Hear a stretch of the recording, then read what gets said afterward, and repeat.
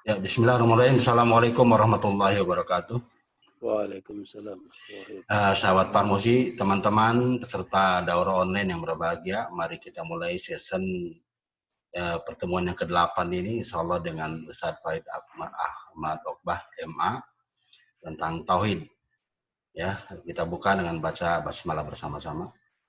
Bismillahirrahmanirrahim. Persilakan Ustaz Farid. Bismillahirrahmanirrahim. Assalamualaikum warahmatullahi wabarakatuh. Alhamdulillah rabbil alamin wassalatu wassalamu ala asyrafil anbiya'i wal mursalin nabiyina Muhammadin wa ala alihi wa sahbihi ajma'in. Ya ayyuhalladzina amanu taqullaha haqqa tuqatih wa la tamutunna illa wa antum muslimun. Subhanaka la ilma lana illa ma 'allamtana innaka antal alimul hakim. Allahumma la sahla illa ma ja'altahu sahla wa anta taj'al hazna idza syi'ta salama ba'd. Para peserta kajian Parmusi, kita akan memasuki kajian surat Al-An'am. Kita sudah sampaikan dalam pengantar 2 pertemuan yang lalu bahwa Al-Quran intinya adalah menekankan pada sisi tauhid. Karena para nabi dan rasul itu diutus oleh Allah untuk menegakkan tauhid. Dan pendalaman terhadap tauhid itu ada di 84 surat dalam surat-surat Makkiyah. 30 surat yang Madaniyah merupakan pelaksanaan daripada tauhid, termasuk perintah dan larangannya, dan kemudian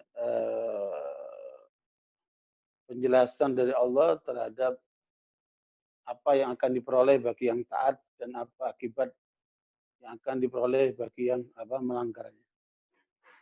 Karena itu hubungan kita kepada Al-Quran ini harus semakin akrab, semakin dekat, apalagi akan masuk bulan Ramadan. Karena bulan Ramadan itu adalah bulan diturunkannya Al-Quran. Syahr Ramadan ladzi unzila fihil Quran. Karena itu kedekatan kita kepada Al-Quran sudah kita mulai hari ini sampai ke depan. Mudah-mudahan kajian kita ini berlanjut dan diberkahi oleh Allah SWT. Dan tentunya kita akan saling melengkapi insya Allah dari apa yang akan kita bahas pada surat Al-An'am ini. Dan mengapa kita menggunakan awal kajian dari Al-Quran ini surat Al-An'am?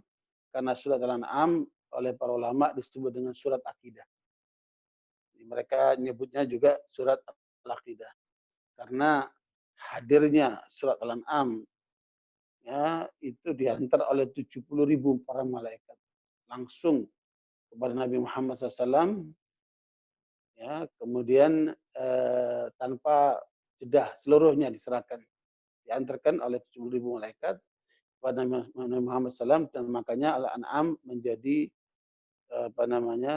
ukuran dari seorang mufassir.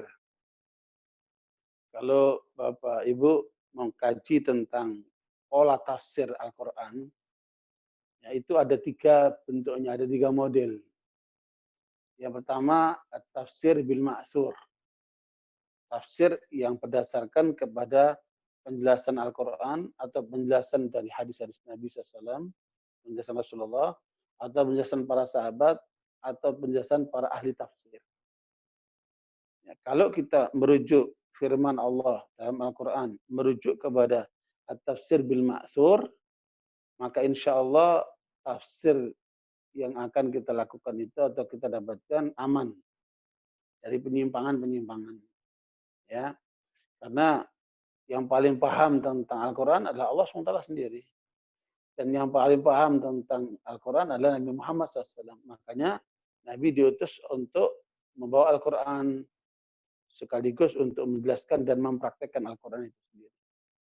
Makanya Rasulullah SAW dijadikan oleh Allah sebagaimana dalam surat Al-Ahzab ayat 21, laqad kana lakum fi Rasulillahi uswatun hasanatun liman kana yarjullaha wal yawmal akhir. Siapa Ya, kepada kita semuanya diharuskan untuk mengikuti Rasulullah, menjadikan toladan Nabi Muhammad SAW bagi orang yang beriman kepada Allah dan hari akhirat. Nah, karena itu tafsir bil ma'thur itu menjadi prioritas para ulama di dalam mengkaji Al-Quran. Di antara tafsir ma'thur ini, tafsir Tabari, tafsir Ibnu Katsir, ya, kemudian tafsir Imam Syafi'i, tafsir Adwa'ul Bayan fi tafsir Quran bil Quran, tafsir Sa'di dan banyak macam tafsir yang lainnya. Yang itu termasuk tafsir Qurtubi, itu semua terkait dengan tafsir bil ma'thur, termasuk Fathul Qadir, Syaukani, ya, itu semua masuk kategori tafsir bil ma'thur. Nah, yang kedua adalah tafsir bil ra'i. Tafsir bil ra'i ini tafsir yang lebih mengedepankan pemahaman pikiran manusia daripada merujuk kepada referensi Al-Quran ataupun hadis ataupun penjelasan para sahabat dan ahli tafsir itu. Jadi dia lebih menekankan kepada pemahaman pemikiran dia. Ya.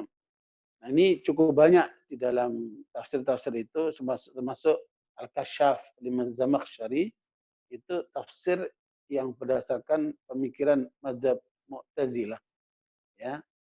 Tafsir Abu Sa'ud, ya, tafsir-tafsir yang lebih menekankan pada pikiran. Dan yang menarik, ya, bahwa kajian disertasi doktor di UIN tentang tafsir Al-Azhar. Tafsir Al-Azhar ini dilakukan atau dibuat oleh Pak Hamka ketika beliau di penjara. Pada saat dijebloskan oleh Soekarno di penjara Sukabumi itu selama 2 tahun 4 bulan. Yang kemudian beliau menggunakan kesempatan itu membuat tafsir, namanya tafsir Al-Azhar. Nah, dari hasil disertasi dokter yang mendalami tentang metode tafsir Al-Azhar oleh Pak Hamka itu, justru tafsir Al-Azhar dimasukkan tafsir bil-ra'i, bukan tafsir bil ma'thur. Ya, tafsir yang lebih banyak mengandalkan kepada pikiran. Boleh kita sepaham, boleh kita beda paham, terserahlah, itu hasil penelitian dilakukan oleh seorang dokter yang menyampaikan disertasinya di Al-Azhar di UIN yang saya baca. Nah, makanya kalau kita ingin tahu seorang ahli tafsir itu akidahnya benar, maka kita perlu mempelajari bagaimana dia menafsirkan surat Al-An'am. Contohnya, umpamanya yang menjadi perbincangan dan polemik cukup luar biasa, yaitu tafsir Fidlil Quran yang ditulis oleh Said Qutb. Nah, Said Qutb ini tadinya seorang yang liberal. Kemudian ditugasi oleh pemerintah Mesir untuk belajar ke Amerika agar memindahkan mula kemajuan Amerika itu ke Mesir. Jadi Mesir ingin maju seperti Amerika, sehingga ditugaskanlah Said Qutb untuk menggali apa yang ada di Amerika untuk dipindah ke Mesir. Dari segi pola, dari segi norma, dari segi pemikiran dan sebagainya. Justru ketika di Amerika, Said Qutb ini berubah menjadi Islamis dia. Ya, terpengaruh oleh pemikiran Ikhwan Muslimin, sehingga dia justru lebih cenderung mempelajari Islam. Bahkan di Amerika, beliau mengkritik Amerika sampai menulis buku Amerika Minad Dakhil. Jadi justru dia menulis tentang ketimpangan Amerika dari dalam Amerika sendiri yang dibongkar oleh Said Qutb. Karena Said Qutb ini jenius, ya, orang jenius yang luar biasa. Nah, di Amerika itulah kemudian dia menulis buku Islamic Justice, keadilan Islam. Tapi masih pemikiran liberal itu tidak hilang sama sekali, meskipun dia sudah mulai cenderung kepada Islam. Nah, ketika dia pulang ke Mesir, ya, Said Qutb ini kemudian tambah semakin kuat pemahaman Islamnya, bahkan sampai masuk kategori menurut pemerintah Mesir itu radikal. Sampai dia menulis kitab Ma'alim fit Thariq menyebutkan bahwa pemerintah Mesir itu jahiliyah. Dan pemerintah-pemerintah di negeri-negeri muslim itu jahiliyah. Akibatnya kemudian dia ditangkap dan diajukan ke pengadilan sampai dijebloskan ke penjara. Nah, di penjara itulah beliau kemudian banyak merenung dan menulis tafsir Al-Azhar itu, apa Fidul Quran itu. Yang kemudian di akhir hayatnya beliau dihukum mati, ya, dihukum gantung karena keyakinannya tidak bisa digoyang oleh pemerintah Mesir sehingga dia dianggap kelompok radikal dan kemudian dihukumi oleh pengadilan itu dengan hukum mati pada masa Jamal Abdul Nasir. Nah, Said Qutb ini kemudian dikenal sebagai seorang ilmuwan, sastrawan, pemikir yang kemudian Fidul Quran itu menjadi karya monumentalnya. Nah, kemudian tafsir Fidul Quran itu sebenarnya dia tidak mengatakan tafsir. Jadi apa yang saya pahami dari Al-Quran. Bahasa Fidul Quran itu di bawah naungan Al-Quran. Nah, ditemukan banyak penyimpangan-penyimpangan secara akidah dari pemikiran atau keyakinan Said Qutb ini. Nah, rupanya itu terjadi satu proses di dalam diri Said Qutb itu, sehingga pada masa akhir hayat sebelum dia dieksekusi hukuman mati, itu dia mendengarkan nasihat-nasihat dari para ulama seluruh dunia yang memberikan masukan-masukan dari bukunya itu, sehingga beliau koreksi dari awal surat Al-Fatihah sampai surat Toha. Ya, sebelum selesai mengoreksi seluruh tafsir yang beliau lakukan dalam Al-Quran itu, beliau sudah dihukum eksekusi mati. Meskipun banyak ulama, banyak pihak yang berusaha untuk menggagalkan hukuman itu, tetapi tetap dijalankan. Nah, apa yang kita temukan dalam Fidul Quran setelah surat Toha ke sana itu masih banyak mengandung adanya penyimpangan di bidang akidah dan macam-macam. Sehingga perlulah kemudian kita ketika mengkaji tafsir yang kita dapatkan itu, maka lihatlah surat Al-An'am, bagaimana beliau menafsirkan surat Al-An'am. Itu. Kemudian ketiga, pola ketiga itu tafsir bil isyarat. Jadi menafsirkan Al-Quran melalui mimpi, melalui wangsit, ya seperti Dharma Gandul itu. A'udzubillahi min dzalik, dia menafsirkan dengan luar biasa itu penyimpangannya. Ya, termasuk tafsir dengan pola-pola isyarat. Isyarat itu tafsir dengan kebatinan, ya. Seperti Al-Futuhat Al-Makkiyah Al-Ibnu Arabi. Ya, saya punya itu sejumlah tafsirnya itu, dan itu ditemukan oleh banyak ulama sebagai tafsir yang menyimpang. Nah, yang paling menarik itu ada tafsir dikeluarkan oleh ulama Al-Azhar, namanya Al-Jawahir. Nah, ini keluarnya tafsir ini pada masa-masa ulama-ulama senior kita itu. Hasan, kemudian Ahmad Dahlan, ya Syekh Ahmad Surkati pada masa-masa itu. Ya, sebelum kemerdekaan itu terkenal sekali Al-Jawahir. Tontowi Jauhari. Sampai ahli tafsir mengatakan kullu syai'in fihi illa tafsir. Semua ada di dalam Al-Jawahir itu kecuali tafsir. Lah, buku itu kan untuk tafsir, tapi justru tidak ada tafsirnya katanya. Karena apa?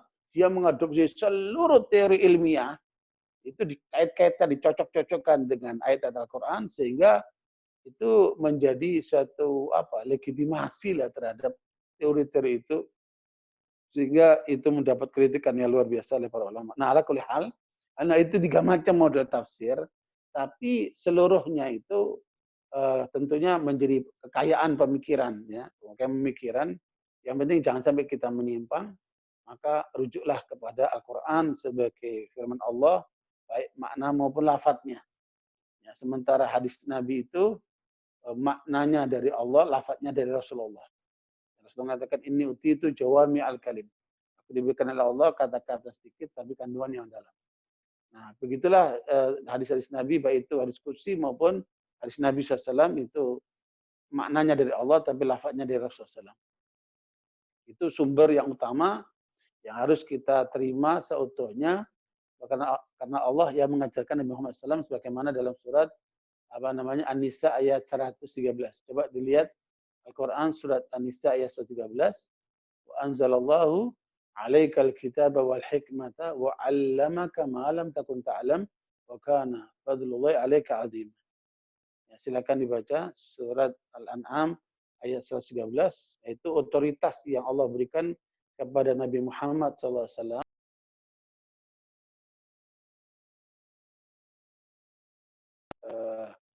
Apakah kandungan Al-Quran atau firman Allah itu? Yang mau baca silakan angkat tangan atau lewat moderator silakan disampaikan.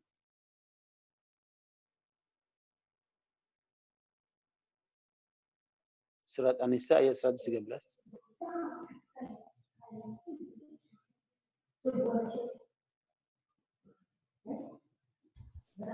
Siapa yang udah siap?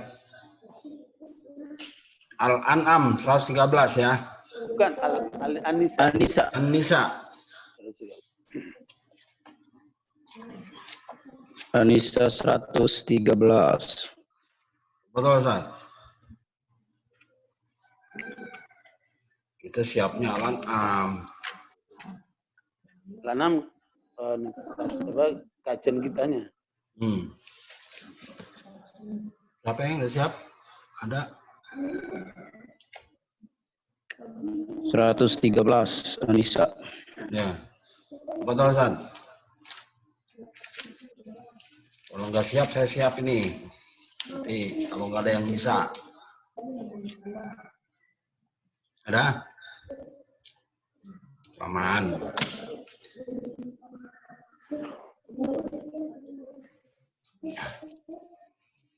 Ada ya? A'udzu billahi minasyaitonir rajim. Walaula fadlullahi 'alaika wa rahmatuhu lahammat ta'ifatum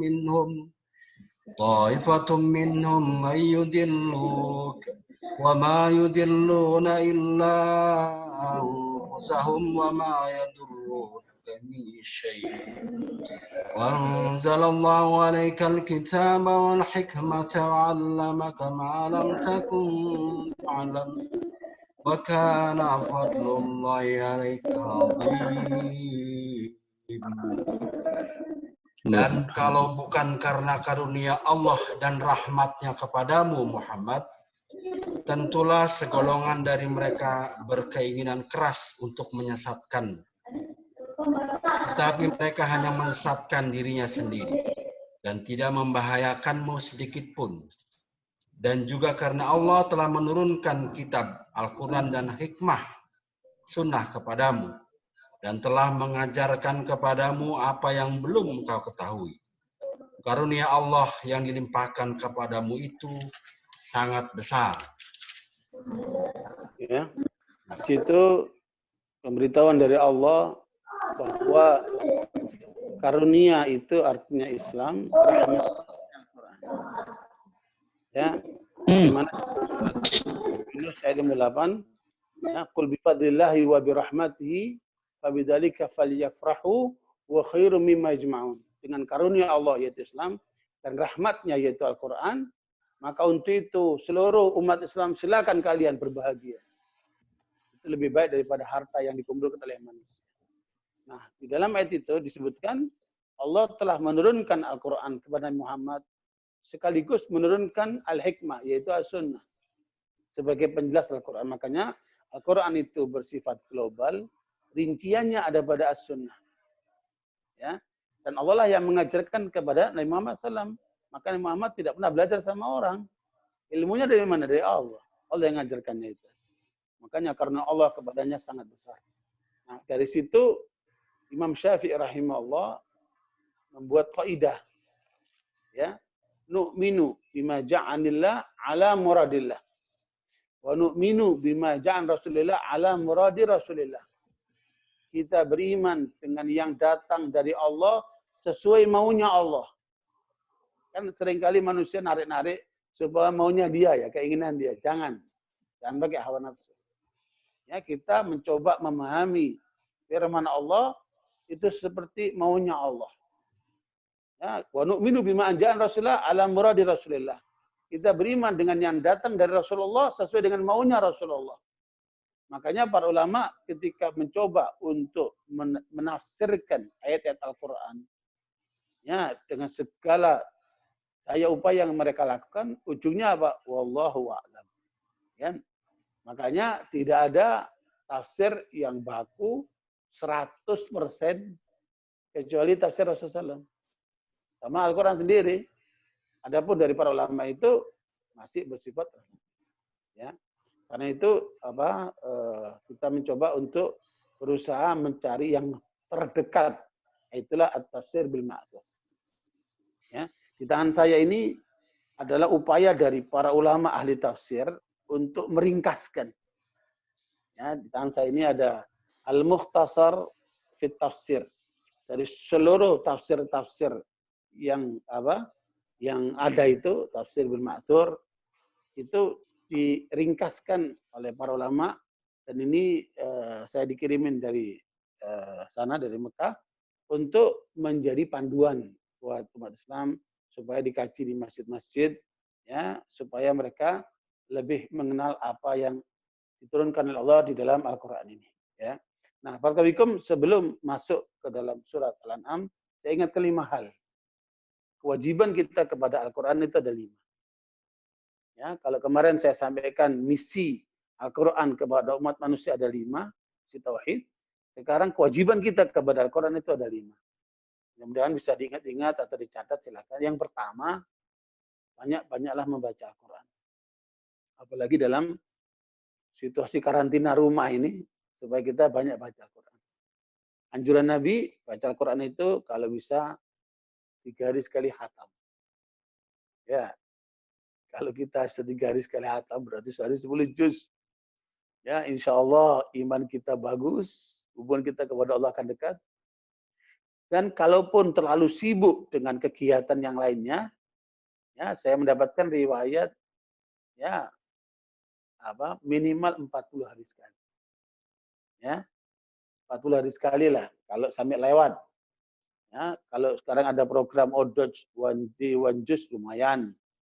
Nah, Pak Sekjen membuat rombongan atau grup itu tadabbur Al-Quran, itu setiap hari melaporkan. Ya, ada 1 juz, 2 juz, 3 juz. Kalau bisa 3 juz, 10 juz sehari, 3 hari khatam, itu termasuk yang ideal. Karena Nabi mengatakan dalam Imam Tirmidzi, Iqra'ul Qur'an fi salat, khatamkan Quran dalam 3 hari. Ya. Itu ranjulan pertama, hubungan kita Al-Quran, banyak baca Quran. Gitu. Yang kedua, ya, mentadaburi Al-Quran. Mentadaburi Al-Quran ini menjadi praktek Rasulullah SAW kepada para sahabat. Jadi kalau 3 hari khatam Quran secara bacaan, untuk tadabbur Nabi mengajarkan para sahabat itu setiap hari 5-10 ayat. Ya, afala yatadabbarul Qur'ana am ala qulubin aqfaluha. Ya.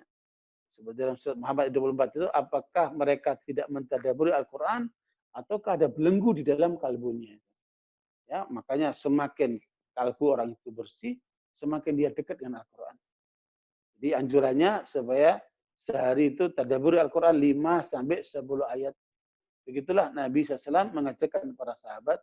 Bahkan Ibnu Umar radhiyallahu anhu mengatakan, saya mentadaburi surat Al-Baqarah itu butuh 8 tahun. Subhanallah. Ya. Beda tafsir, beda tadabbur. Kalau tafsir, baca ayat Quran, baca penjelasan ulama, ya, terhadap ayat itu. Tapi kalau tadabbur, lebih daripada itu. Jadi membaca ayat Al-Quran, membaca tafsirnya, dan mengaitkan dengan realitas kehidupan kita. Itulah tadabbur. Makanya tadabbur lebih dalam, karena ada kaitannya dengan realitas. Ya, subhanallah. Ini perlu untuk terus kita lakukan. Nah, para ulama di dunia itu ada satu jaringan namanya Tadabbur Al-Quran, yang diketuai oleh Profesor Dr. Syekh siapa saya lupa itu dari Riyadh itu, Nasr Al-Umar, Dr. Nasr Al-Umar. Saya dapat apa namanya hasil kajian-kajiannya itu namanya Hisadut Tadabbur. Nah, itu dari tadabbur para ulama dunia itu menghasilkan karya-karya luar biasa. Nah, itu makanya hal yang kedua ini perlu juga kita lakukan, yaitu tadabbur Al-Quran. Ya, poin yang kedua, kewajiban kita melakukan. Yang ketiga mengamalkan Al-Quran. Ya, mengamalkan Al-Quran. Ya, insya Allah pandangan-pandangan ini terus akan kita sampaikan Jen lewat tulisan Abdullah Mahmud insya Allah. Terus memberikan apa namanya ilmu lewat Abdullah Mahmud ini supaya kita terus apa namanya mendapat asupannya. Ya, sekarang ini kan sedang dengan Kiai Haji Abdullah Mahmud ini. Kita terus berjalan insya Allah. Yeah. Apa namanya untuk terus menyampaikan baik lesan sekarang juga perlu tertulis juga Jen. Ya, supaya dibaca oleh umat yang lain ya. Nah, ala kulli hal beramal dengan Al-Qur'an itu menjadi satu ketetapan ya. Bahwa Rasulullah mengatakan khairukum man ta'allama al-Qur'ana wa 'allamahu. Baik-baik kalian orang belajar Al-Qur'an, mengajar Al-Qur'an. Dan belajar dan mengajar itu ada di tengah itu namanya apa? Beramal ya. Kullu ya'malu ala syakilati. Masing-masing beramal sesuai dengan kemampuannya ya. Tilkal jannatul lati urithumuha bima kuntum ta'malun. Itulah surga yang kalian dipersiapkan atas amal kalian ya. Innalladzina amanu wa amilus solihati kanat lahum jannatul firdausi nuzula. Ya, dalam surah Al-Kahfi 107 itu katakan sesungguhnya orang yang beriman dan beramal soleh ya, beramal amalan yang soleh itulah mereka akan diberikan jannatul firdaus. Jadi praktek Al-Qur'an adalah satu keniscayaan. Di membaca Al-Qur'an, mentadabburi Al-Qur'an dan mengamalkan Al-Qur'an. Baru yang keempat itu mendakwakan Al-Qur'an, mengajarkan Al-Qur'an, menyuarakan Al-Qur'an dalam semua dalam semua keadaan. Sampaikan Al-Qur'an ini. Nabi mengatakan balighu anni walau ayah. Ya, sampaikan dariku meskipun satu ayat. Jadi ayat-ayat yang sudah kita paham, hadis-hadis yang kita sudah paham kita sampaikan semampunya. Nah, yang kelima, ini kewajiban yang kelima nih Jen. Ya, sebenarnya itu tertuang di dalam Piagam Jakarta Jen. Ya. Yaitu apa namanya? Merujuk kepada Al-Qur'an. Apa namanya? Kembali kepada berhukum kepada Al-Qur'an.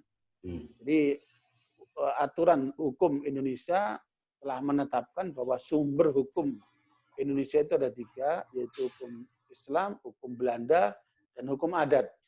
Nah, hukum Islam itu terutama adalah hukum kepada Al-Quran ini. Jadi kita harus merujuk banyak kepada Al-Quran. Ya, sayang sekali kalau kita lihat diskusi-diskusi di ILC dan banyak diskusi-diskusi itu, mereka tidak merujuk kepada Al-Quran, yang dirujuk kepada pikirannya.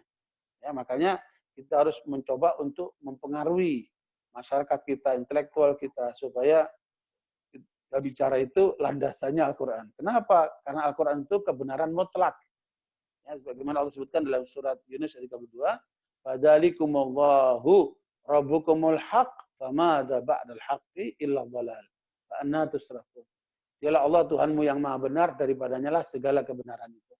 Maka siapa yang tidak berada di atas kebenaran, maka akan berada di atas kesesatan. Di kebenaran Al-Quran mutlak sifatnya, sementara kebenaran yang bersumber dari manusia bersifat relatif. Makanya relatif harus kembalikan kepada yang mutlak. Nah, barakallahu itu sekalian 5 poin yang perlu diingat selalu ketika kita terhubung dengan Al-Quran. Sekarang kita akan masuk kepada apa namanya kajian surat Al-An'am. Tadi yang ketiga 4 apa Ustaz? Yang ketiga pertama kan membaca Al-Quran, kedua tadabbur Al-Quran. Tadabbur Al-Quran. Yang ketiga mengamalkan Al-Quran. Mengamalkan Al-Quran. Mengamalkan Al-Quran semampu kita ya. Mengamalkan Al-Quran. Yang keempat mendakwahkan Al-Quran, termasuk mengajarkan Al-Quran, menyampaikan Al-Quran. Nah, itu para dai itu tujuannya adalah diantaranya menyampaikan Al-Quran. Nah, yang kelima berhukum dengan Al-Quran. Ya, Ustaz. Yang kelima berhukum dengan Al-Quran. Nah, Parmusi harus membawa misi ini, ya, supaya kita apa namanya diberkahi oleh Allah dan jalan kita benar harus menggunakan 5 pola ini. Ya. Nah, barakallahu kita akan masuk kepada kajian surat Al-An'am. A'udzubillahi minasyaitonirrajim. Kita mulai dengan berlindung kepada Allah dari godaan setan yang terkutuk, karena tidak ada jalan bagi kita untuk dapat terhindar dari godaan setan kecuali berlindung kepada Allah SWT. Kemudian Bismillahirrahmanirrahim. Bismillahirrahmanirrahim ini diperselisihkan apakah dia bagian daripada ayat ataukah ini sisipan yang diberikan oleh Rasulullah SAW. Ya. Tetapi yang jelas dalam surat An-Naml itu ada surat Nabi Sulaiman kepada Ratu Balqis, innahu min Sulaiman wa innahu bismillahirrahmanirrahim. Ya. Bahwa Nabi Sulaiman pun ketika membuat surat yang ditujukan kepada Ratu Balqis menggunakan apa? Bismillahirrahmanirrahim. Inilah yang kemudian diprotes oleh Sahal bin Amru, utusan Quraisy pada waktu perjanjian Hudaybiyah. Ya, Nabi menulis perjanjian itu dengan tulisan Bismillahirrahmanirrahim, maka kemudian proteslah utusan Quraisy itu mengatakan Amar Rahman. Apa itu Rahman? Apa itu Rahim? Kami tidak tahu. Tulis saja Bismillah. Maka turun ayat dalam surah Al-Furqan, "Qul Allah aw du'ur Rahman ayyamma tad'u falillahil asmaul husna." Mau sebut nama Allah, mau sebut nama Rahman, itu adalah nama Allah SWT yang mengandung kesempurnaan. Ya. Makanya kita membaca dengan Bismillahirrahmanirrahim, yang itu menjadi pembukaan. Ya. Banyak riwayat dari Nabi yang juga didiskusikan oleh para ulama tentang kesahihan hadisnya, bahwa siapa yang memulai pekerjaan tidak menggunakan atau tidak mengucapkan Bismillah, maka pekerjaan itu terputus dari Allah. Ya. Makanya man lam yabda bismillahi bahwa akta, siapa yang memulai tidak dengan Bismillah, maka amalnya itu terputus. Ya, makanya hendaknya kita membiasakan dalam semua hal kita mulai dengan apa? Bismillah. Yang lucu, Jen, saya menemukan di siaran televisi ada ibu-ibu disuruh untuk nyanyi. Nyanyi, Jen. Ya. Mau nyanyi dia Bismillah dulu. Mau nyanyi Bismillah dulu, Jen. Padahal nyanyiannya nggak benar ya. Nah, itu sudah meresapi tapi meletakkan bukan pada yang tepat gitu ya. Jadi Bismillah itu untuk memulai sesuatu yang baik, bukan sesuatu yang buruk ya. Ala kulli hal barakallahu kita mulai. A'udzubillahi minasyaitonir rajim. Bismillahirrahmanirrahim. Alhamdulillahilladzi khalaqas samawati wal arda wa ja'ala adh-dhulumati wan nur, tsumma alladziina kafaru bi rabbihim ya'dilun. Ya. Segala puji bagi Allah yang telah menciptakan langit-langit dan bumi dan menjadikan kegelapan-kegelapan dan cahaya. Kemudian orang-orang kafir itu berpaling dari Tuhannya. Para tabikum saya sekalian, Allah memulai dengan Alhamdulillah.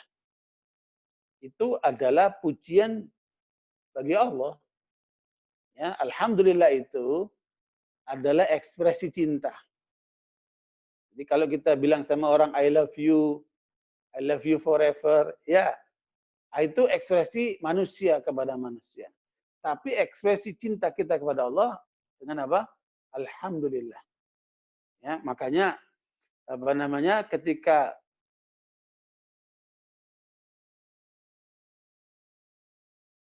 dia akan disebutkan oleh Allah hamadani abdi. Ya, hambaku memuji aku. Ya, jadi hamdan wa syukran, ya, ulama suka mengatakan hamdan wa syukran lillah, segala puji dan syukur kepada Allah. Jadi antara ungkapan pujian dan rasa syukur itu sudah terkandung di dalam ungkapan alhamdulillah. Makanya ketika kita baca Bismillahirrahmanirrahim, alhamdulillahirabbil alamin, itu sudah merupakan suatu bentuk pujian yang paling disukai oleh Allah. Nah, ada hukum di sini yang perlu kita pahami. Kita menemukan dalam sholat imam itu, ada yang memulai dengan Bismillahirrahmanirrahim dengan jahar. Bismillahirrahmanirrahim. Alhamdulillahirabbil alamin. Ya kan? Nah, itu bismillahnya dijaharkan. Itu ada riwayat yang sahih. Nabi menyampaikan dengan cara itu. Tapi juga ada riwayat lain yang cukup banyak. Nabi membacanya bismillahnya dengan sir. Bismillahirrahmanirrahim. Alhamdulillahirabbil alamin. Seperti yang kita dengar di Mekah dan di Madinah. Itu menjadi mazhab Hambali. Ya, mazhab Hambali ini yang diikuti oleh ulama di Saudi, dia bismillahnya disirkan. Bukan nggak baca bismillah ya, tapi bismillahnya disirkan. Dan itu juga dipraktikkan sama Nabi. Begitu pula para sahabat Khulafaur Rasyidin. Ya, bahkan riwayat yang lebih banyak itu disirkan daripada dijaharkan. Tetapi tidak berarti kemudian yang dijaharkan keliru. Makanya mazhab Syafi'i, Imam Syafi'i membacanya dengan bismillah. Ya, makanya itu riwayatnya juga sahih. Dua-duanya dari Nabi. Jadi nggak usah ribut, nggak usah saling salah menyalahkan. Yang ini ada contohnya, yang itu juga ada contohnya. Makanya dalam Qanun Asasi NU, kata Syekh Hasyim Asy'ari menetapkan bahwa NU menerima 4 madhab, ya, Hambali, Hanafi, Maliki, Syafi'i dan Hambali. Jadi tidak ada masalah, ya. Nah, barakallahu itu hukum daripada bacaan ketika sholat, boleh dijaharkan bismillahnya, boleh juga disirkan.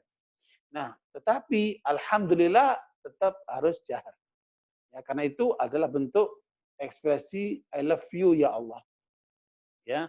Nah, barakallahu mana yang lebih mencakup? Apakah alhamdulillah atau syukrulillah? Kan Allah katakan la in syakartum la azidannakum.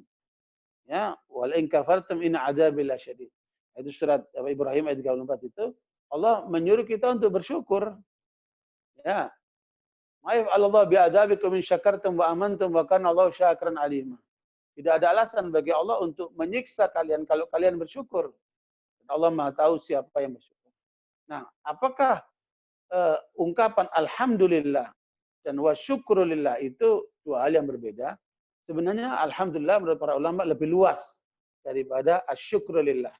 Ketika kita mengatakan alhamdulillah, itu sudah mengandung ungkapan rasa syukur. Dan rasa syukur itu ada 5 kandungannya. Seperti pendapat Imam Al-Qasimi dalam tafsir Al-Qasimi. Ya, tafsir Al-Qasimi termasuk tafsir Bil Ma'thur. Ya, yang ditulis oleh ulama besar dari Syria. Ya, yang ada berapa puluh juz itu saya punya kitabnya. Itu menyampaikan bahwa syukur itu ada 5. Ya, mungkin itu juga perlu dicatat. Kalau kita itu melakukan 5 hal itu, maka berarti kita bersyukur. Ya. Nah, apa itu? Yang pertama, ta'zimullah, mengagungkan Allah. Allahu Akbar. Nah, itu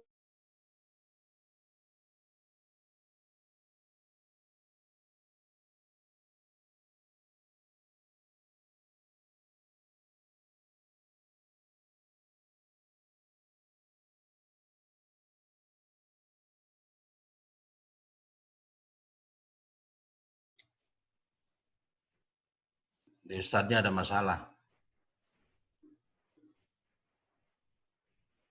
Dicek dulu Ustadz. Senggol-senggol.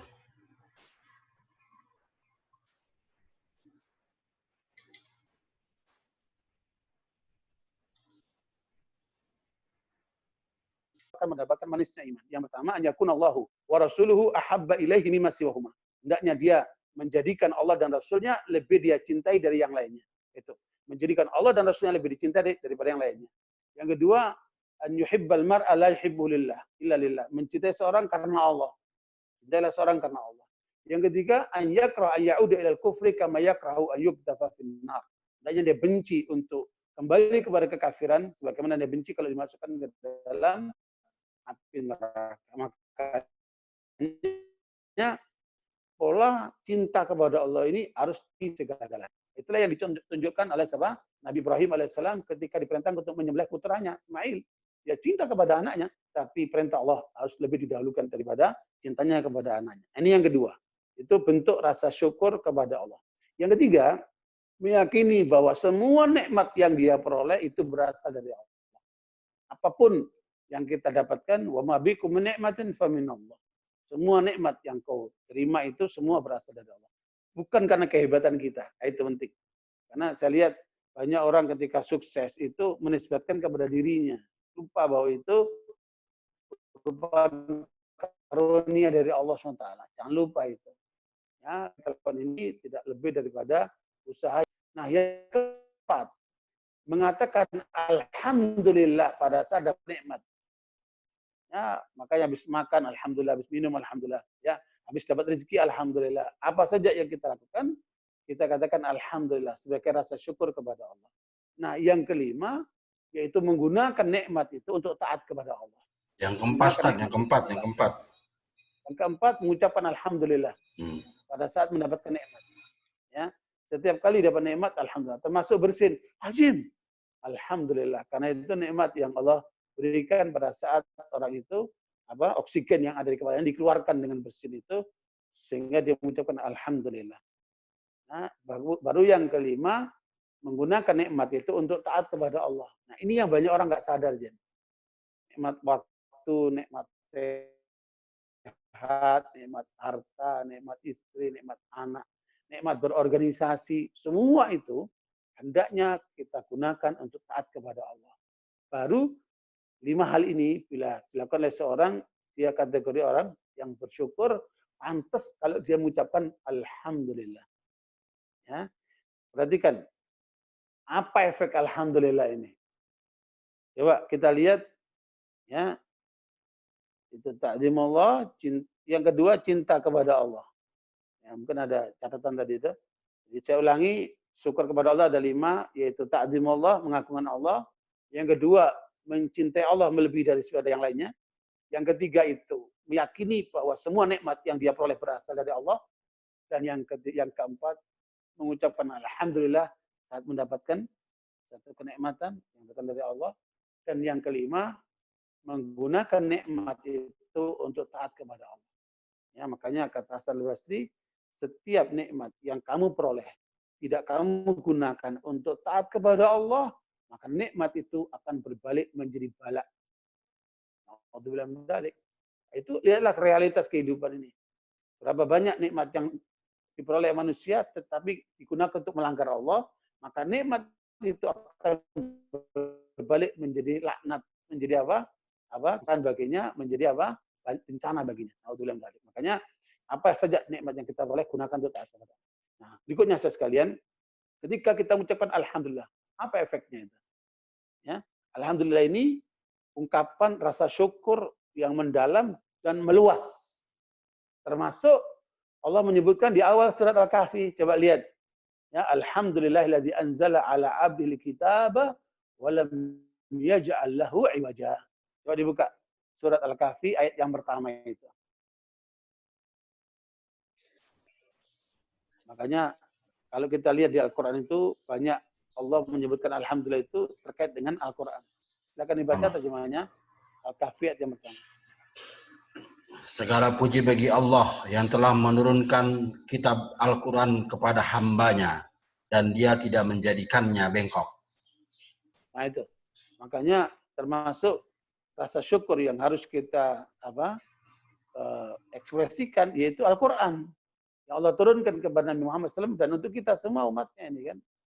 Makanya sekalian di dalam surat Al-Anbiya ayat yang ke-10, laqad anzalna ilaikum kitaban fihi dzikrukum afala ta'qilun.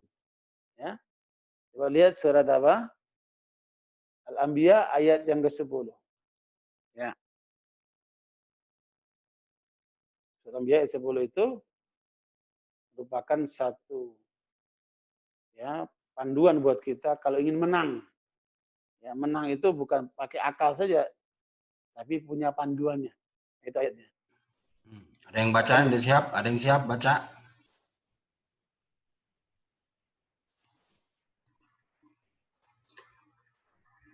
Ya, silakan Jimmy. Jimmy dibaca Al-Anbiya 10. Bismillahirrahmanirrahim. Laqad anzalna ilaikum kitaban fihi dzikrukum afala ta'qilun. Syukron. Terjemahannya. Sungguh telah kami turunkan kepadamu sebuah kitab, yaitu Al-Quran, yang di dalamnya terdapat peringatan bagimu.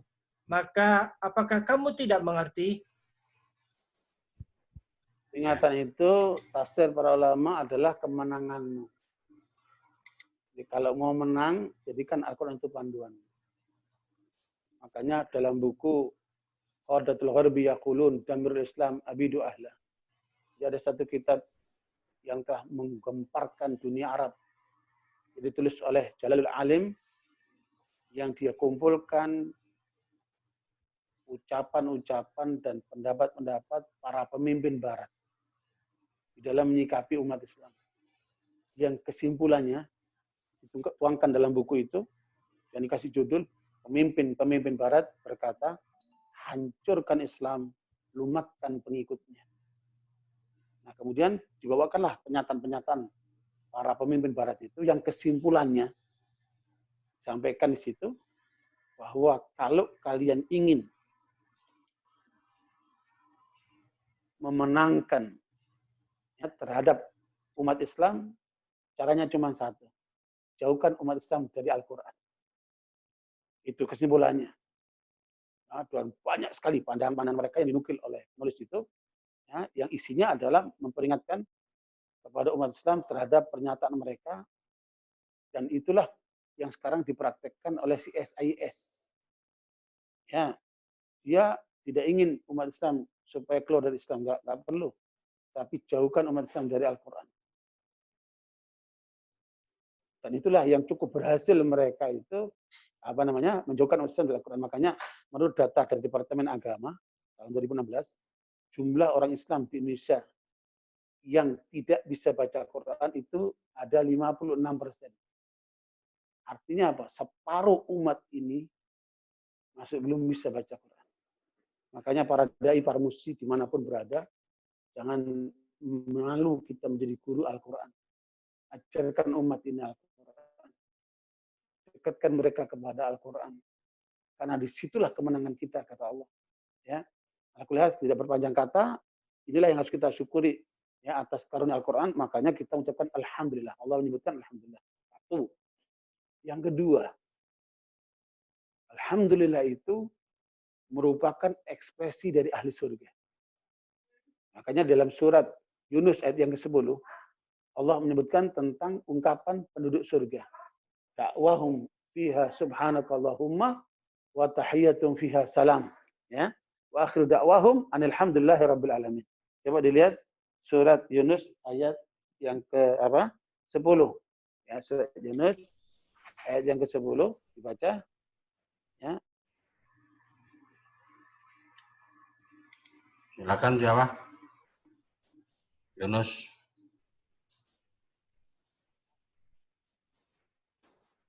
Yunus 10. Ada yang bisa baca? Ada yang siap? Ya. Silakan Ustaz. Yo Jambi. A'udzu billahi minasy syaithanir rajim. Bismillahirrahmanirrahim. Da'wahum fiha subhanakallahumma wa tahiyyatuhum fiha salam. Wa akhiru da'wahum 'anil hamdulillahi rabbil alamin. Shadaqallahul azim. Artinya doa mereka di dalamnya ialah subhanakallahumma, maha suci engkau ya Tuhan kami, dan salam penghormatan mereka ialah salam sejahtera, dan penutup doa mereka ialah alhamdulillahi rabbil alamin, segala puji bagi Allah Tuhan seluruh alam. Terima kasih. Itu Syukran. maksudnya apa itu? Itu penduduk surga. 3. Ahli surga itu, kata Allah, ada 3 ungkapan yang muncul dari lisan mereka. Dan itu bisa kita lihat dalam kehidupan ini. Ya, makanya calon ahli surga itu sudah bisa dilihat di dunia ini. Subhanallah. 3 yang Allah sebutkan. Da'wahum fiha subhanakallahumma. Ahli surga itu ungkapan yang keluar dari lisannya itu subhanakallahumma. Ibnu Qayyim di dalam kitab Hadil Arwah ila Biladil Afrah menyebutkan ternyata bahwa penduduk surga itu passwordnya itu, kata-kata kuncinya itu ada pada subhanakallahumma. Maknanya kalau seseorang di surga itu ingin bakaran ikan, ingin durian, Ya, nggak perlu cari ke pasar, nggak perlu cari ke pohon, nggak. Cukup dia mengucapkan subhanakallahumma, maka malaikat akan menghantarkan. Subhanallah. Ya, makanya penduduk surga itu yang keluar dari lisannya. Makanya kita biasakan mengatakan subhanakallahumma atau subhanallah. Setiap kali melihat sesuatu yang indah, subhanallah. Itu ekspresi penduduk surga. Yang kedua, salam. Assalamualaikum. Waalaikumsalam warahmatullahi wabarakatuh. Nggak bisa diganti selamat pagi, selamat siang, good morning, good afternoon. Itu bukan ungkapan ahli surga. Tapi salam itu adalah ungkapan ahli surga. Itu ayatnya. Makanya biasakan kalau ketemu saudara, assalamualaikum. Ketemu istri, assalamualaikum. Ketemu anak, assalamualaikum. Ketemu siapa, assalamualaikum. Ketemu tetangga. Bahkan para sahabat anhum itu kalau lagi berjalan bersama, ya, kemudian mereka ada pohon yang memisahkan mereka untuk berpisah, untuk ketemu ke depannya. Jadi pohon dihindari untuk ketemu ke depan. Salam lagi tuh. Para sahabat itu begitu. Supaya apa? Menenteramkan jiwa. Makanya Nabi mengatakan afsyus salam. Sebarkan salam itu. Salim ala man ta'rif wa man la ta'rif. Berikan salam kepada orang yang kamu kenal maupun kamu enggak kenal. Berikan salam. Subhanallah. Nah, itu tanda jalan ahli surga itu. Lisannya suka memberikan salam, ya. Nah, yang ketiga, cuman ada kelebihan ini, Jen, jamaah kita ini, masyarakat kita, dalam rapat-rapat itu, setiap orang memberikan salam, bukan. Jadi salam itu ketika ketemu dan ketika berpisah. Jadi kita kadang-kadang berlebihan juga itu. Setiap dalam rapat itu cukup ketika ketemu datang assalamualaikum. Nah, pada saat rapat masing-masing sudah memberikan salamnya. Jadi tinggal melanjutkan saja. Gitu. Jadi salam itu cukup pada saat itu memberikan para sahabat. Nah, kemudian terakhirnya apa? Da'wahum fiya subhanakallahumma wa tahiyatum fiya salam wa akhiru da'wahum alhamdulillahi rabbil alamin. Penutup dalam seluruh aktivitas ahli surga itu alhamdulillahi rabbil alamin. Makanya kalau kita habis pengajian kita baca Pak, subhanakallahumma wa bihamdika asyhadu an la ilaha illa anta astaghfiruka wa atubu ilaik. Itu apa itu? Bentuk pujian kepada Allah yang Rasulullah mengajarkan kalau kamu menutup pengajianmu dengan membaca itu oleh Allah Subhanallah. Makanya ini adalah ungkapan ahli surga. Banyak mengucapkan alhamdulillah. Makanya barakallahu sekalian, Nabi itu diketahui oleh para istrinya lagi senang atau lagi susah dari mana. Ya, Nabi tanya kepada Aisyah, kepada istri yang lainnya. Kalau kalian lihat aku senang atau sedih, taunya dari mana? Tahu saya dari mana? Dari ungkapan Nabi, kalau Nabi mengatakan kaifa asbahta ya Rasulullah, bagaimana kamu di pagi hari ini ya Rasulullah? Kalau saya bilang alhamdulillah, berarti boleh senang. Tapi kalau belum mengatakan alhamdulillah ala kulli hal, berarti ada masalah itu. Subhanallah, tapi tetap ditutup dengan alhamdulillah. Tapi dikatakan alhamdulillah ala kulli hal. Ya, mungkin lagi sakit, mungkin lagi ada masalah, mungkin itu ungkapannya alhamdulillah ala kulli hal. Coba kalau kita praktekkan dalam kehidupan kita ini. Ya, insya Allah istri kita tahu itu. Kalau bilang alhamdulillah kulli hal, jangan-jangan lagi bokeh. Itu bisa diketahui itu. Ya, alhamdulillah ala kulli hal, mungkin lagi sakit nih. Ya, makanya perlu diperhatikan. Ya, makanya itu ungkapan subhanallah, begitu halusnya Nabi Muhammad SAW itu. Jadi diketahui dengan apa? Alhamdulillah atau ungkapan alhamdulillah ala kulli hal. Ya. Nah, itu penduduk surga itu bisa diketahui di dunia dari 3 ungkapan itu. Ya, insya Allah. Nah, yang ketiga, lihat itu, penduduk surga itu pada saat dimasukkan ke dalam surga, surat Az-Zumar ayat 74-75. Ya. Wa qalu alhamdulilladzi wasiqal ladzina taqaw rabbahum ilal jannati zumara hatta idza ja'uha wa futihat abwabuha wa qala lahum khazanatuha salamun 'alaikum tibtum fadkhuluha khalidin wa qalu alhamdulilladzi sadaqana wa'da wa awrasana al-ardha natabawwa'u minal jannati haitsu nasha' fa ni'ma ajrul 'amilin wa taral malaikata hafina min hal arsy wa qudiya bainahum bil haqq wa qila alhamdulillahi rabbil alamin. Jadi penutupan keputusan Allah yang ahli surga masuk surga dan ahli neraka masuk neraka itu nanti ditutup dengan oleh malaikat mengucapkan alhamdulillah rabbil alamin. Silakan dilihat surat Az-Zumar ayat 74-75. Silakan ada yang baca. Ketemu surat ke-39 Az-Zumar. Nah, yang lain ya sudah itu. Mangga Ustaz Jambi. Ayat berapa Ustaz? Ayat 3. 71. 74-75. Oh, 74 mulai 74-75 terakhir. Oh, 74. Ayat terakhir ya. Iya. Kalau wasiqolatinya dari 71 Ustaz. Ya. Yang masuk neraka. 74-75 aja. 74-75 silakan. Waqalul hamdulillah. Bismillahirrahmanirrahim. وقالوا الحمد لله الذي صدقنا وعده وأورثنا الأرض نتبوأ من الجنة حيث نشاء فنعم أجر العاملين وترى الملائكة حافين من حول العرش يسبحون بحمد ربهم وقضي بينهم بالحق وقيل الحمد لله رب العالمين. Dan mereka berkata, segala puji bagi Allah yang telah memenuhi janji-janjinya kepada kami dan telah memberikan tempat ini kepada kami, sedang kami diperkenankan menempati surga di mana saja yang kami kehendaki.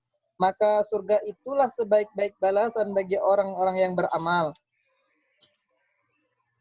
Dan engkau, Muhammad, akan melihat malaikat-malaikat melingkar di sekeliling arasy, bertasbih sambil memuji Tuhannya, lalu diberikan keputusan di antara mereka hamba-hamba Allah secara adil dan dikatakan, segala puji bagi Allah, Tuhan seluruh alam.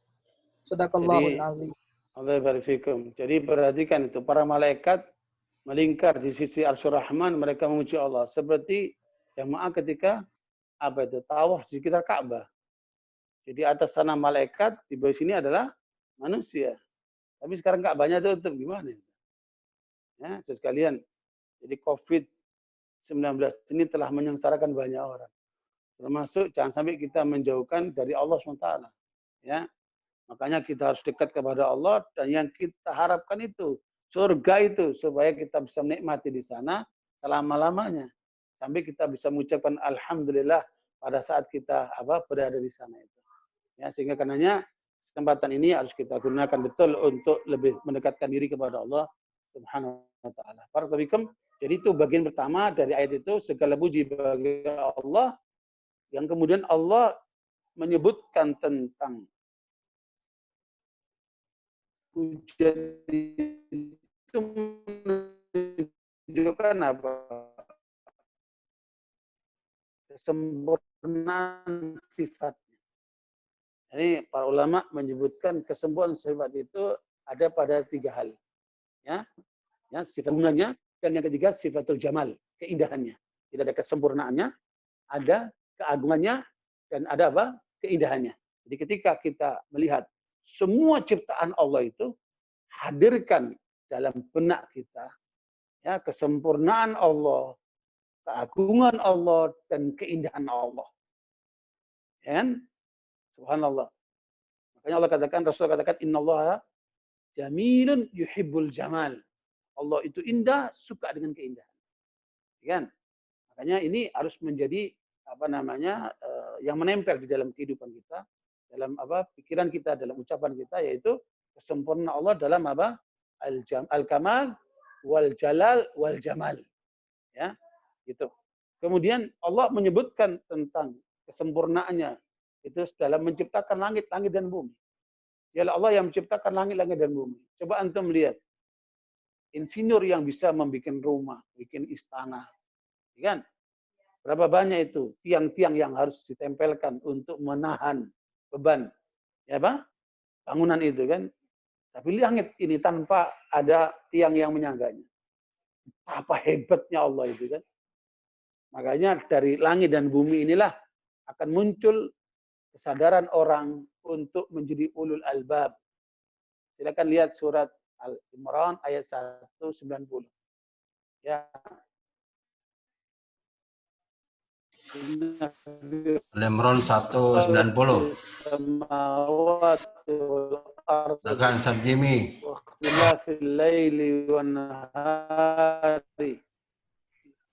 Suara Ustaz mendengung.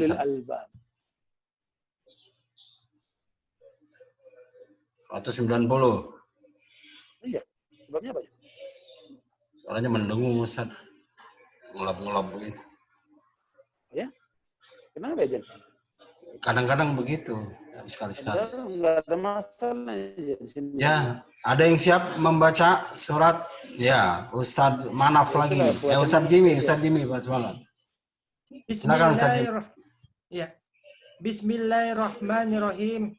Inna fi khalqis samawati wal ardi wa ikhtilafil laili wan nahari la ayatin liulil albab. Sesungguhnya dalam penciptaan langit dan bumi dan pergantian malam dan siang terdapat tanda-tanda kebesaran Allah bagi orang yang berakal. Nah itu. Makanya Nabi Isa alaihissalam memaknai malam langit dan bumi itu merupakan satu motivasi ya bagi seorang manusia ya untuk menyadari tentang kecilnya dirinya di hadapan Allah SWT. Ya, tetapi bagaimanapun hebatnya langit dan bumi itu dimaksudkan untuk berkhidmat kepada manusia. Ya. Makanya dalam surat Al-Ahzab ayat 72, coba lihat surat Al-Ahzab 72.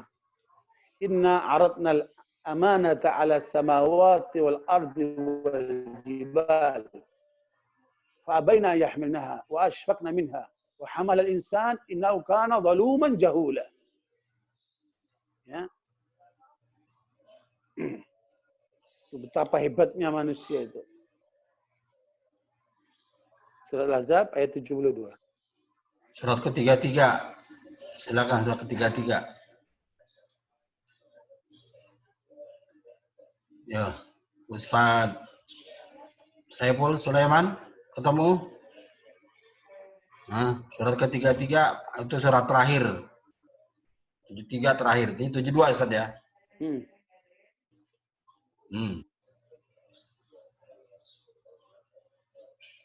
Surat ke-33 ayat 72, ayat terakhir, hampir terakhir itu. Ya, Ustaz Manap. Tafadhol Ustaz Manap. Jambi. Bismillahirrahmanirrahim. Inna aradna al-amanata 'ala as-samawati wal ardi 'ala as-samawati wal ardi wal jibali fa abayna أن يحملنها وأشفقن منها وحملها الإنسان إنه كان ظلوما جهولا.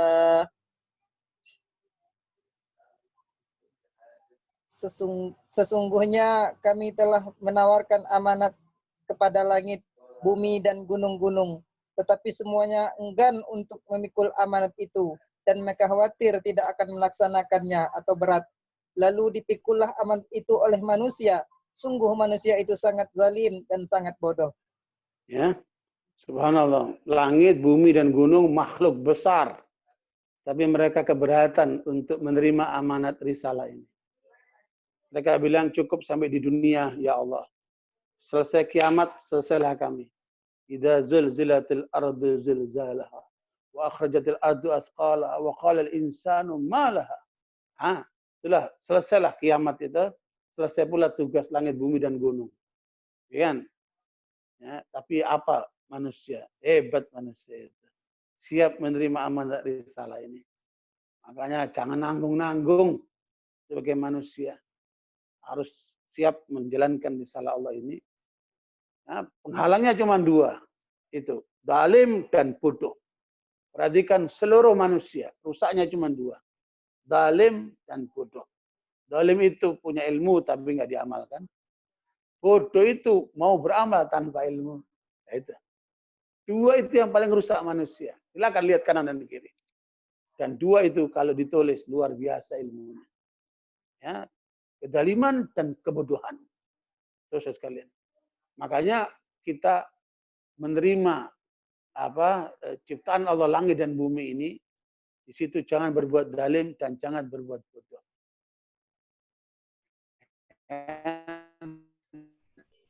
Ya, mungkin 4 menit lagi kita waktunya, Ustaz. Udah menjelang asar ini, Ustaz.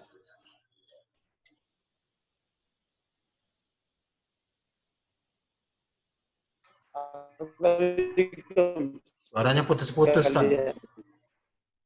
Suara Ustaz putus-putus juga ya. Jadi, kan? Ya. Terus katanya, jangan berbuat zalim dan bodoh ini. Bukan futuh ini, bodoh. Nah, zalim dan bodoh. Nah, Barakallahu kata Abu Bakar Siddiq, kan satu ajaran kepada siang, dan ada amalan siang tidak bisa dikerjakan di waktu malam. Ya, nggak ada tahajud di waktu siang dia. Bagaimana nggak ada wadduha di waktu apa? Malam. Masing-masing dengan porsinya. Laksanakan itu. Jangan ditunda-tunda. Itu pemahaman yang saya bakal makanya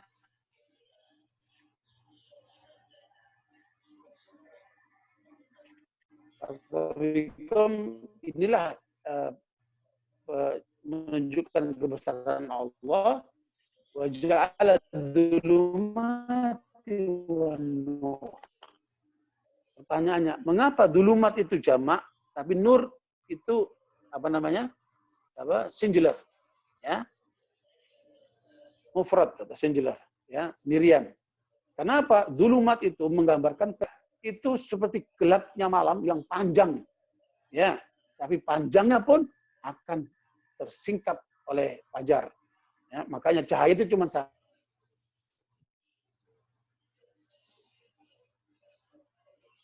Ya. Cahaya itu benar itu cuma satu. Maksudnya apa? Tidak perlulah kata orang itu mencelah kegelapan, tapi nyalakan lilin. Ya, subhanallah. Ya, makanya kita nyalakan ini Al-Quran, kita nyalakan kebenaran. Otomatis kegelapan itu akan nyingkir secara pasti. Ya, makanya kalau ada gelap, nyalakan lampu, nyalakan itu kebenaran. Nah, para ulama menafsirkan bahwa seluruh kejahatan, seluruh kedaliman, seluruh kebejahatan, seluruh penyimpangan itu ibarat seperti kelelawar. Kapan kelelawar keluar? Kalau waktu gelap, ya kan? Waktu malam. Ya, makanya disinilah pentingnya untuk kita selalu dalam kebenaran. Yang tugas para dai itu adalah menyingkap kegelapan itu, menyingkirkan kegelapan. Terangi manusia ini dengan kebenaran yang datang dari Allah SWT. Tsumma ladzina kafaru bi rabbihim ya'dilun. Sayang orang-orang kafir itu tidak mau mereka. Mereka berpaling dari ajaran Allah, mereka kemudian menjadi musyrik, mereka menjadi kafir, mereka menjadi menyimpang, mengikuti jejak syaitan iblis itu. Wallahu a'lam bishawab. Semoga satu ayat ini bisa kita pahami dengan baik. Ya, mungkin kalau mau dilanjutkan atau ada pertanyaan ditutup terserah Jen. Silakan Jen. Ya, insya Allah terima kasih. Alhamdulillah Ustaz. Ini udah menjelang asar juga nih kita bentar lagi ya. Beberapa menit lagi. Juga ada kajian lagi Jen. Dan ya selalu kalau Ustaz, kalau itu nggak kita pikirin Ustaz, karena udah di sini Ustaz. Kita lanjut besok siang yang sama. Ustaz berkesempatan hadir ya Ustaz ya. Insyaallah. Besok kembali 13.30. Ya, demikian teman-teman sekalian. Alhamdulillah kita luar biasa ilmu yang kita peroleh, mudah-mudahan bermanfaat bagi kita semua. Dan yang memberikan ilmu ini Ustaz Faid Ahmad Oqbah, mudah-mudahan diberkahi dirahmati Allah Subhanahu wa taala. Kita tutup dengan baca kafaratul majlis. Subhanakallah bihamdika asyhadu an la ilaha illa anta astaghfiruka wa atubu ilaik. Billahi taufiq wal hidayah. Assalamualaikum warahmatullahi wabarakatuh.